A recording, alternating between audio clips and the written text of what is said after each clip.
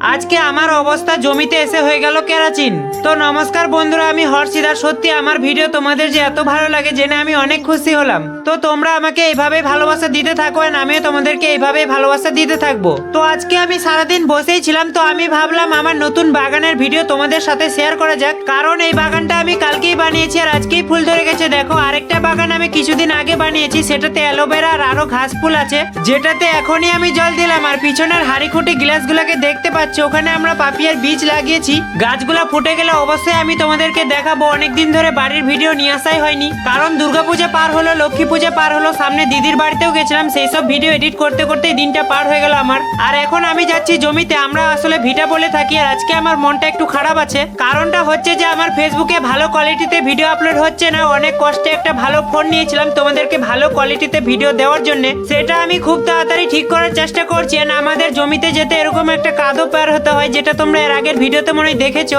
তারপরে জমিতে এসে দেখলাম আমার বাবা কুদালের কাজ করছে, তো আমার বাবাকে বললাম তুই যা, আমি খুঁড়ি দিই মেটা। আমার বাবা চলে গেল, আর যাওয়ার সাথে সাথে আমি খুঁড়তে লেগে গেলাম। আর আমার শরীর থেকে কেরাচিন গুলো বাড়াচ্ছিল। আর ফেসবুক থেকে ভিডিওটা আপলোড করলে আপলোড হবে তো ঠিকই, কিন্তু উপরে দেখাবে, তারপরে কথায় হারিয়ে যাবে, আইটিতেই আসবে না। তো আজকের ভিডিওটা এই পর্যন্তই। ভালো লাগলে লাইক শেয়ার ফলো করতে পারো। তো এর আগের ভিডিওতে নামের কমেন্ট আসছিল পূর্ণিমার, তো থ্যাংক ইউ তোমাদের এই সুন্দর সুন্দর নামগুলো আমাদের সামনে তুলে ধরার জন্য। এন্ড তোমরাও নিজের সুন্দর নামটা কমেন্টে বলে যেতে পারো।